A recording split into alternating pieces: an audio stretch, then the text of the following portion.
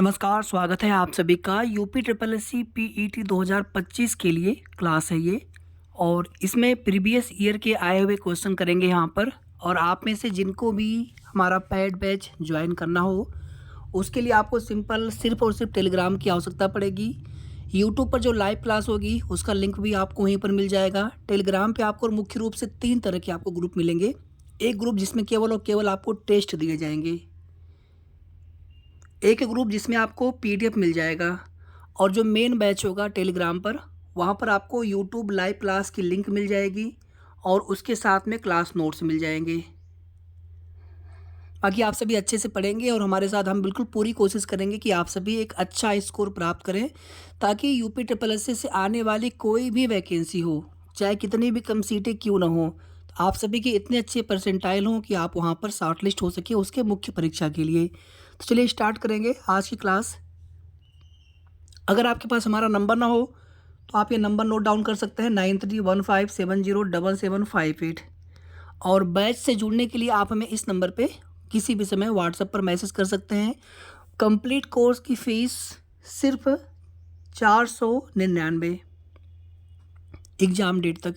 इसी में आपको live class, PDF, test, class notes सभी मिलेंगे।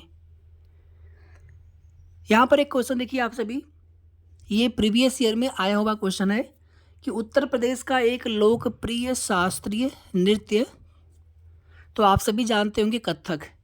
इसी प्रकार से कुछ अन्य राज्यों के भी जो शास्त्रीय नृत्य हैं उनके बारे में आप सभी को थोड़ा सा पता होना चाहिए।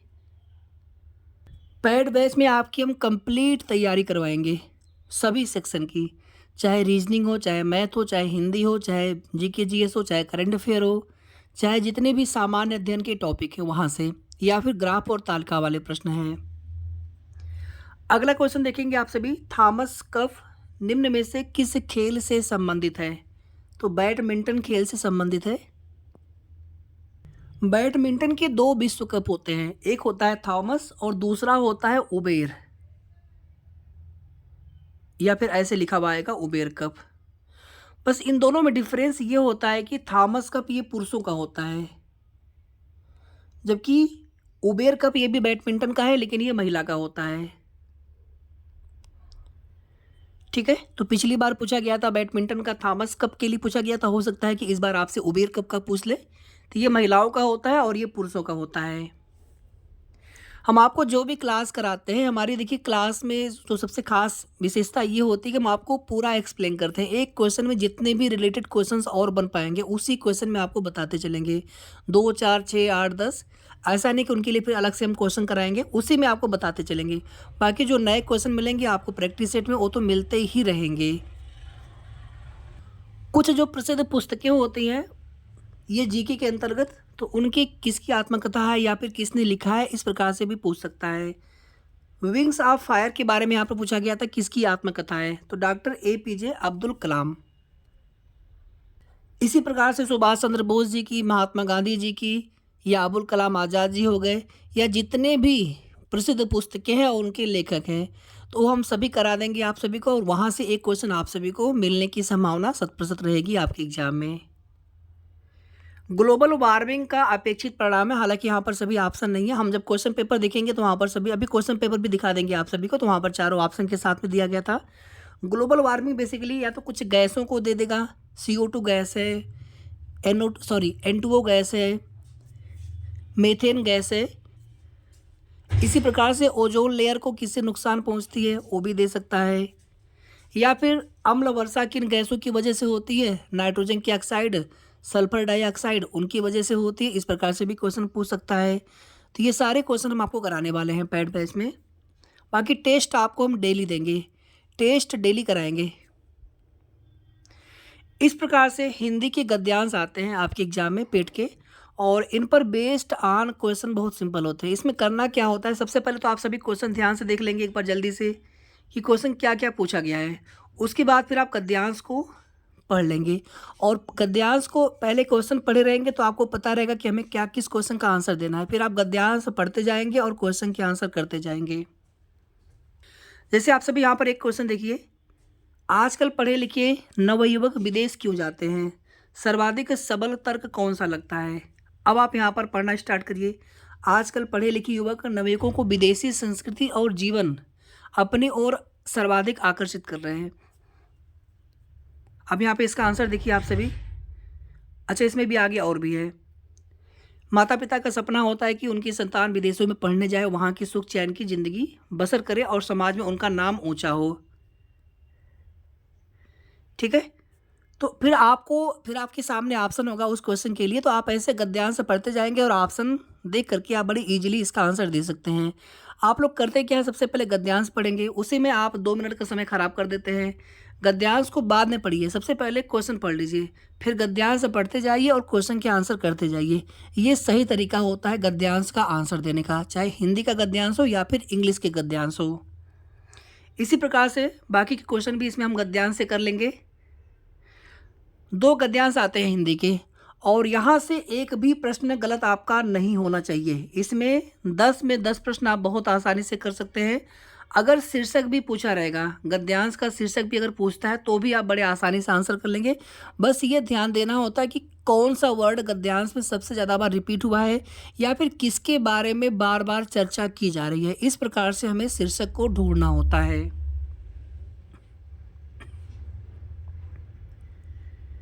फिर आगे देखेंगे आप सभी, गद्यांश और तालिका वाले प्रश्न होते हैं। ये तालिका का प्रश्न है। 2011 से 15 के दौरान 5 जिलों से प्रतियोगी परीक्षा में उपस्थित उत्तीर्ण और चयनित उम्मीदवारों की संख्या के आंकड़े तालिका में उल्लिखित है। निम्न तालिका का अध्ययन करें और उस पर आधारित प्रश्नों के उत्तर दें। एक तरफ जिला, एक तरफ वर्ष है, उत्तीर्ण, उपस्थित और चयनित सभी यहाँ पर दिया गया है। हम आपको यहाँ पर एक क्वेश्चन करके दिखाएंगे, ध्यान से देखेंगे आप सभी। किस जिले के लिए विगत यानी पिछले वर्षों में चयनित उम्मीदवारों की औसत संख्या न्यूनतम है? तो आपको चारों विकल्प जो दिए गए होंगे आप बस उन्हीं को चेक करेंगे। मान लीजिए विकल्प में दिया गया है ABCD, ठीक है, ई नहीं दिया है, या फिर विकल्प मान लीजिए दिया गया है BCDE, तो हम BCDE में से ही चेक करेंगे कि इन जिलों के लिए विगत वर्षों में चयनित उम्मीदवारों की औसत संख्या न्यूनतम किस में है। औसत संख्या कैसे निकालते हैं? चयनित का पूछा गया है, उत्तीर्ण का, सॉरी चयनित का पूछा गया है। मान लीजिए आपको C का निकालना है, तो आप क्या करेंगे, सभी वर्षों के ऐड करके आप उसको डिवाइड न भी करते हैं, क्योंकि डिवाइड करने पर थोड़ा सा और क्लियर हो जाएगा, लेकिन डिवाइड अगर आप नहीं भी करते हैं तो भी आपको आंसर मिल जाएगा। और अगर आप ऐसे भी ध्यान से देखेंगे, C में कितना है, 78, 85, 48, 70, 80, और अगर आप E में देखेंगे 75, 75, 55, 60, 75। इसी प्रकार से B का देख लेंगे और A का देख लेंगे और इसके अलावा D का देख लेंगे। ठीक है, अगला क्वेश्चन देखेंगे अगर आप यहाँ पे, जिला D से उत्तीर्ण उम्मीदवारों का प्रतिशत जिला D से उपस्थित होने वालों की तुलना में किस वर्ष में सबसे कम है? अब यहाँ पर मान लीजिए आपको 4 ऑप्शन ईयर दे करके दिया होगा, 2011, 12, 13 ऐसे करके। जिला D का है। यहाँ पर देखेंगे आप सभी, मान लीजिए हम यहाँ पे डायरेक्टली 2013 को ही चेक कर रहे थे। उपस्थित का बताना है, सॉरी उत्तीर्ण का बताना है उपस्थित से प्रतिशत। तो यहाँ पर उत्तीर्ण कितने हैं 2013 में, 525 है, और नीचे क्या हो गया उपस्थित 6500, ये बताना है प्रतिशत में। ये कैंसिल आउट हो जाएगा, यहाँ पे कितना मिला 525/65। ऐसे ही बाकी के जो 3 साल और दिए होंगे उनको भी आप ऐसे ही लिख लेंगे जल्दी से, आधे मिनट के अंदर अंदर। फिर आप इसको थोड़ा सा डिवाइड करके यहाँ पे थोड़ा सा अगर आइडिया लगा पाएंगे कि हाँ किस वर्ष में ये क्या पूछा गया था, यहाँ पर औसत सबसे कम है, सॉरी जिला D से उत्तीर्ण उम्मीदवारों का प्रतिशत जिला D से उपस्थित होने वाले की तुलना में किस वर्ष में सबसे कम है पूछा गया था।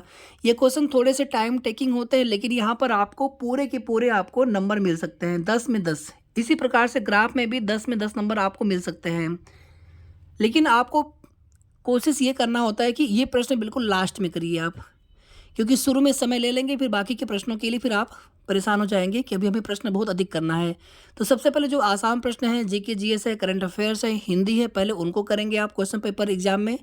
उसके बाद फिर आप मैथ रीजनिंग वाले प्रश्न देख लेंगे, अंग्रेजी के गद्यांश देख लेंगे, फिर सबसे अंत में आप आकर के ग्राफ और तालिका वाले प्रश्न करें। और ग्राफ और तालिका में भी जिसमें प्रश्न आसान हो पहले आप उन प्रश्नों को करिए, जो प्रश्न हार्ड हो तो उनको आप सबसे अंत में करें। अगर हो जाए तो बहुत अच्छी बात, अगर नहीं भी बन पाया तो कम से कम पहले के प्रश्न सारे आप कर चुके होंगे। तो ऐसे ही बाकी प्रश्न हम लोग करेंगे। और आगे देखिए आप सभी, हम आपको जो भी बैच में क्लास कराएंगे पूरा आपको हम अच्छे से कैलकुलेशन करके दिखाएंगे, कैसे सॉल्व करना आपको एग्जाम में रहेगा। समझ लीजिए जैसे एग्जाम में हम पेपर सॉल्व करेंगे उस तरह से हम लाइव वीडियो में आपको सारा सब एक्सप्लेन करेंगे आपको अच्छे से। और जो भी ग्राफ तालिका वाले या मैथ रीजनिंग वाले प्रश्न रहेंगे उनको हम सॉल्व करके भी दिखाएंगे। ये प्रश्न है आपका यहाँ पर, ये भी तालिका है, महीना है और कंपनी है। एक प्रश्न यहाँ पर देख लेते हैं, कंपनी यस द्वारा बेचे गए उत्पादों की संख्या में जनवरी से अप्रैल तक लगभग कितने प्रतिशत की वृद्धि हुई है। जनवरी से और अप्रैल तक लगभग कितने प्रतिशत की वृद्धि हुई है। वृद्धि पूछा है और प्रतिशत ही पूछा है। तो जनवरी में कितना है, 85 है उत्पादों की संख्या, और अप्रैल में कितना है, 140। तो क्या करेंगे, सीधे सीधे पहले इनका डिफरेंस ले लीजिए। तो डिफरेंस कितना इनका हो जाएगा, 55। और जनवरी से अप्रैल यानी कि जनवरी के सापेक्ष पूछा है कि अप्रैल में कितने प्रतिशत वृद्धि हुई है। तो जिसके सापेक्ष पूछते हैं उसको यहाँ पे नीचे लिख लेंगे ऐसे। तो ये वृद्धि आ गई और यहाँ पर कर लेंगे 100 से मल्टीप्लाई। इसको सॉल्व करते हैं।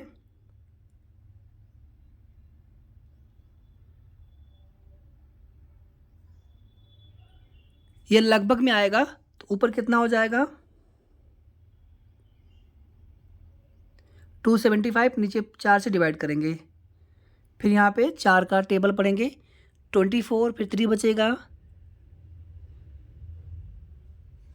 कुछ कैलकुलेशन मिस्टेक हो रही है क्या शायद, 1 मिनट।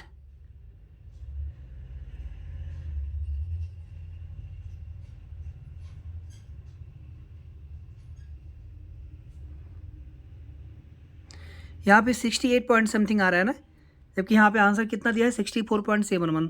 एक बार थोड़ा फिर से दोबारा से चेक कर लेते हैं यहाँ पर कहाँ पे कैलकुलेशन मिस्टेक हो रही है।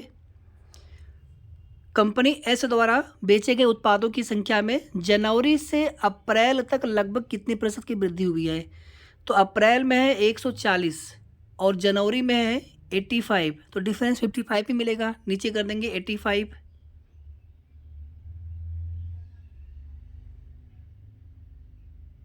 अच्छा यहाँ पर ये मिस्टेक हो गई है, 17 आना चाहिए था, गलती से यहाँ पर हमने 16 लिख दिया था, 17 आना चाहिए था। अब यहाँ पर हम लोग डिवाइड करेंगे तो कितना हो जाएगा, ये 20 हो गया, ये थोड़ा सा गलत हो गया था। अब यहाँ पर करेंगे तो कितना हो जाएगा, 1100 और नीचे हो जाएगा 17। अब डिवाइड करके देखते हैं तो 17 चक्का 102 हो जाएगा, फिर 80 बचेगा, फिर 17 चौके 68 करेंगे, फिर 12 बचेगा। अब यहाँ पर ठीक आ जाएगा, बिल्कुल बिल्कुल आपको यही वाला मिलेगा। ठीक है, तो कोई भी कैलकुलेशन माइनर मिस्टेक भी नहीं होनी चाहिए, अदरवाइज फिर आंसर नहीं आ पाता है। बाकी ग्राफ और तालिका वाले प्रश्न बिल्कुल ईजी होते हैं, बस थोड़ा सा कैलकुलेशन करना होता है। और कोई भी प्रश्न आपको 1 मिनट से ज़्यादा उसमें समय आपको नहीं देना है, अधिकतम 1 मिनट, और वो प्रश्न आप बड़े आसानी से बिल्कुल सही सही आप कर सकते हैं। ऐसे बाकी के प्रश्न हैं। और यहाँ पर देखिए ग्राफ हो गया, ये पाई चार्ट है, इसका भी एक क्वेश्चन आपको करके दिखा देते हैं। यहाँ पर कोई भी कैलकुलेटर का यूज आपको नहीं करना है, ध्यान रखेंगे। सब कुछ आप कैलकुलेशन करेंगे इसी प्रकार से जैसे हम आपको यहाँ पे करके दिखाएंगे, जैसे आपको एग्जाम में करना होगा। छात्रावास पर कुल खर्च का लगभग कितना प्रतिशत खर्च किया जाता है। तो कुल खर्च है कितना,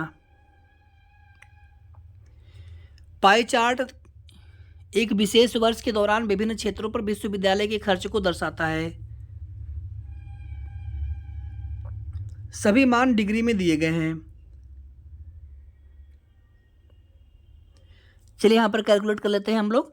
सबसे पहले यहाँ पर हम टोटल वैल्यू निकाल लेंगे। टोटल वैल्यू कितना हो गया, ये टोटल वैल्यू 360 होगी।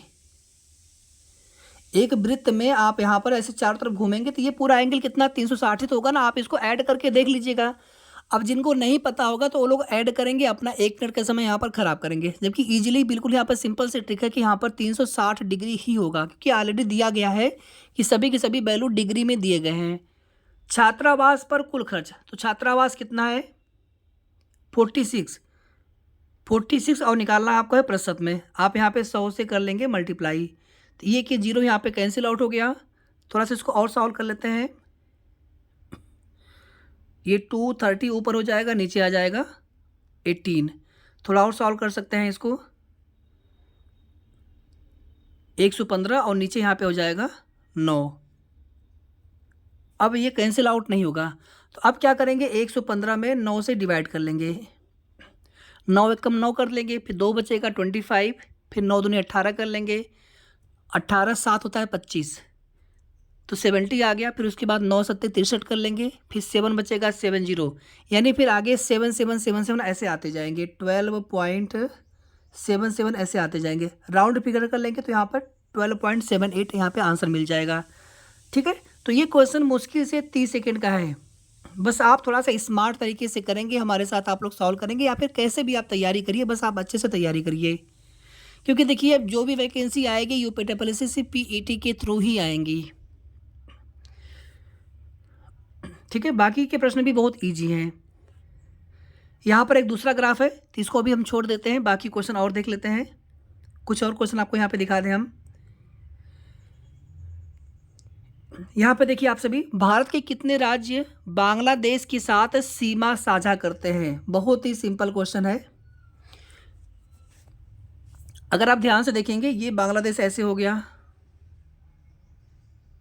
ठीक है, और यहाँ पे बगल में रहता है यहाँ पे पश्चिम बंगाल ऐसे, पश्चिम बंगाल ऐसे, फिर यहाँ से ऐसे आगे देखेंगे तो यहाँ पे ऐसे असम लगा होता है, फिर यहाँ पे होता है मेघालय, यहाँ पे त्रिपुरा। त्रिपुरा जो है बांग्लादेश से 3 ओर से घिरा हुआ राज्य है। फिर नीचे यहाँ पे हो गया मिजोरम, तो पश्चिम बंगाल हो गया, मेघालय, त्रिपुरा, मिजोरम और ये असम। तो कितने राज्य हो गए? 5 राज्य हो गए। ऐसे ही चीन से सीमा साझा करने वाले राज्य अगर देखेंगे तो लद्दाख हो जाएगा केंद्र शासित प्रदेश में, उसके बाद हिमाचल प्रदेश है, उत्तराखंड है, फिर नीचे आप आएंगे दक्षिण की तरफ, पूरब की तरफ आएंगे तो सिक्किम हो गया, अरुणाचल प्रदेश हो गया। तो इस प्रकार से बहुत ही आसानी से आप बता सकते हैं म्यांमार से कौन कौन से राज्य सीमा लगाते हैं। अरुणाचल प्रदेश हो गया, नागालैंड है, मणिपुर है और मिजोरम। ठीक है, बहुत सिंपल होता है, हम आपको मैप से दिखा देंगे, केवल आप 1-2 बार ध्यान से देख लेंगे। कितने राज्यों से कर्क रेखा गुजरती है? गुजरात से स्टार्ट करेंगे, गुजरात, राजस्थान, मध्य प्रदेश, छत्तीसगढ़। ठीक है, ऐसे करते करते पूरा त्रिपुरा मिजोरम तक चले जाएंगे। तो सबके सब बहुत सिंपल होते हैं। इसी प्रकार से जो भारतीय माध्य समय रेखा है, मानक समय रेखा है 82.5 डिग्री, वो कितने राज्यों से होकर गुजरती है? वो भी बहुत सिंपल है, उत्तर प्रदेश से गुजरती है, उत्तराखंड से नहीं। तो उत्तर प्रदेश से गुजारेंगे उसको, छत्तीसगढ़ से होते हुए, उड़ीसा से होते हुए, आंध्र प्रदेश होते हुए 5 राज्यों से होकर के गुजरती है। फिर देखिए आगे आप सभी, निम्न में से पोलैंड की राष्ट्रीय मुद्रा क्या है? तो जीके वाले पार्ट में कुछ क्वेश्चन आपको ऐसे मिल सकते हैं जो थोड़ा सा हार्ड हो सकते हैं, बट हम कुछ क्वेश्चन ऐसे करा देंगे आप सभी को कि जहाँ से आपको 70, 80, 90% तक आपको प्रश्न वहाँ से मिल जाएंगे। बाकी आपकी सभी की तैयारी के ऊपर रहेगा, आप चाहेंगे तो पूरे के पूरे प्रश्न भी आप सॉल्व कर सकते हैं। कौन सा भारत का सबसे छोटा केंद्र शासित प्रदेश है? लक्षद्वीप हो जाएगा। क्षेत्रफल की दृष्टि से सबसे छोटा राज्य पूछेगा तो गोवा हो जाएगा। जनसंख्या की दृष्टि से सबसे छोटा राज्य पूछेगा तो सिक्किम हो जाएगा। सिक्किम में देखेंगे तो विधानसभा सीटों की संख्या कम है, 32। कुछ राज्य ऐसे हैं जहां पर विधानसभा सीटों की संख्या जितनी होनी चाहिए 60 से 500 के बीच में, तो 60 से भी कम है, जैसे आपका नागालैंड हो गया, मिजोरम हो गया। निम्न में से किसके पास लोकसभा सत्र को स्थगित करने की शक्ति है? भारत के राष्ट्रपति। और जो दोनों सदन है संसद के, लोकसभा और राज्यसभा, दोनों की संयुक्त बैठक बुलाने का अधिकार किसका होता है? राष्ट्रपति का होता है, लेकिन अध्यक्षता कौन करते हैं? लोकसभा अध्यक्ष करते हैं। अंतर्राष्ट्रीय अहिंसा दिवस 2 अक्टूबर को मनाया जाता है, गांधी जी की जयंती है, और 30 जनवरी को इनकी पुण्यतिथि होती है गांधी जी की।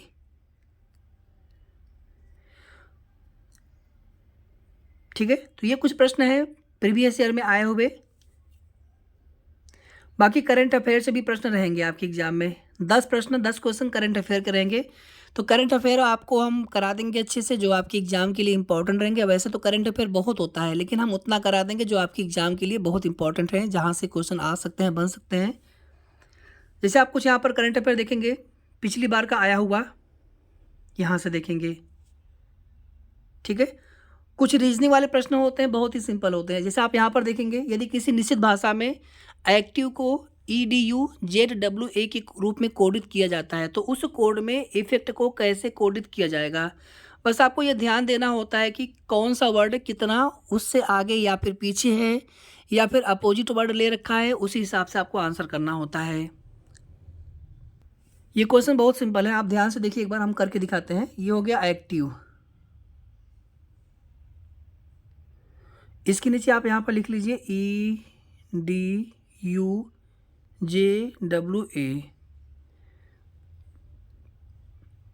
तो ए को सीधे यहाँ पर लिख दिया है और ई को सीधे यहाँ पर लिख दिया है। सी में एक को ऐड किया है, STU, टी में भी एक को ऐड किया है, आई में भी एक ऐड किया है, और भी में भी एक ऐड किया है। बस ऐसे ही आप सिंपली इसको भी कर लेंगे। इफेक्ट को EFFECT, क्या करेंगे, यहाँ पर ई को यहाँ पे लिख लेंगे और टी को यहाँ पे लिख लेंगे। बाकी यफ में एक ऐड करेंगे, जी मिल जाएगा आपको। फिर यहाँ पर यफ है, फिर इसमें एक ऐड करेंगे, फिर आपको जी मिल जाएगा। ई में एक ऐड करेंगे, आपको यफ मिल जाएगा। सी में एक ऐड करेंगे, डी मिल जाएगा। TGGFDE। तो ये सब क्वेश्चन ना, मतलब हमने तो इतना सॉल्व करके आपको दिखाया, ये सब क्वेश्चन सॉल्व करने वाले भी नहीं होते, केवल देख करके आंसर देने वाले क्वेश्चन होते हैं। पता नहीं क्यों आप लोग या बहुत सारे अभ्यर्थी होते हैं मैथ रीजनिंग से भागते हैं, ग्राफ तालिका से भागते हैं, जबकि बहुत सिंपल क्वेश्चन होते हैं, बस आपकी प्रैक्टिस नहीं होती है। तो जितना भागेंगे उतना ही आपको वहाँ पे लगातार डर बना रहेगा कि हम ऐसे प्रश्न न करें, अवॉइड करें।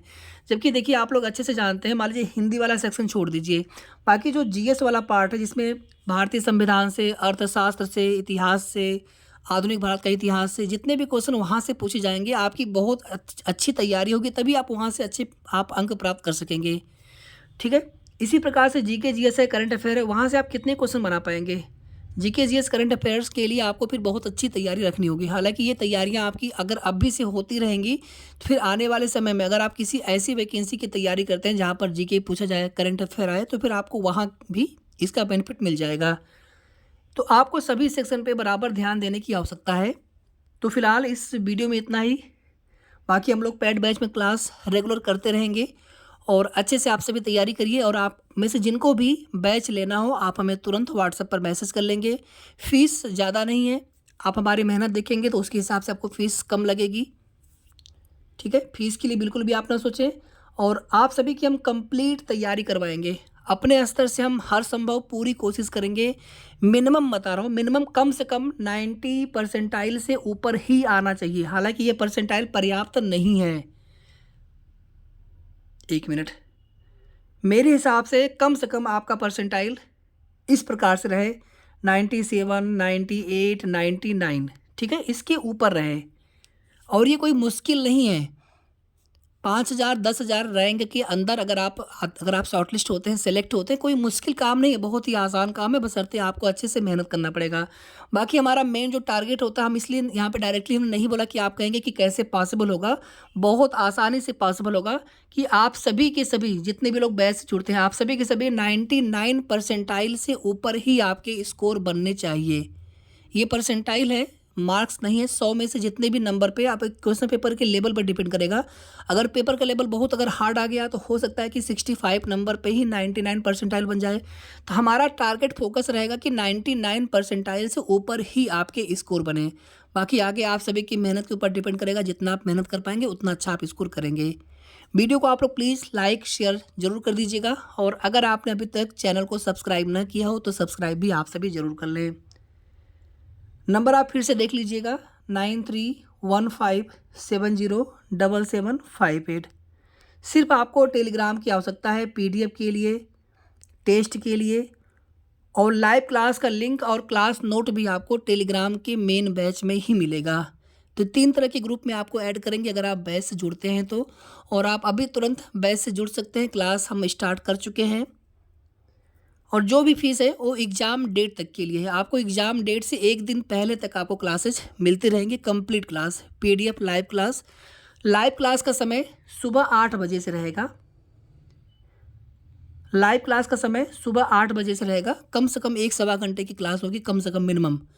और आगे जो टेस्ट रहेंगे आपको दिन में मिल जाएंगे, किसी विषय में आप टेस्ट को शाम को आसानी से लगा सकते हैं। लगभग 40 से 50 प्रश्न आपको टेस्ट में मिल जाएंगे और पीडीएफ आपको डेली का डेली मिल जाया करेगा। कुछ आपको 60 नोट्स भी हम दे देंगे जीके जीएस के लिए, करंट अफेयर के लिए, क्योंकि जीके जीएस करंट अफेयर कितना भी क्वेश्चन कर लें तो लगता है कि कम ही किया हुआ है। तो वहाँ पर हम आपको कुछ 60 नोट्स ज़रूर देंगे अलग से, ताकि आप उनको जल्दी से रिवीजन कर लेंगे, पढ़ लेंगे, तो निश्चित रूप से आपको सारे के सारे प्रश्न आपके एग्जाम में मिलने की 100% उम्मीद रहेगी। बाकी आप लोग जानते हैं कोशिश 100% ही करनी चाहिए। 100% कोशिश करेंगे तब जा कर के 70, 80, 90, 95 जितना आप अच्छा स्कोर कर पाएँ। तो धन्यवाद आप सभी का। जल्द मिलेंगे नेक्स्ट वीडियो में, नेक्स्ट क्लास में। तब तक आप सभी अपना ख्याल रखें।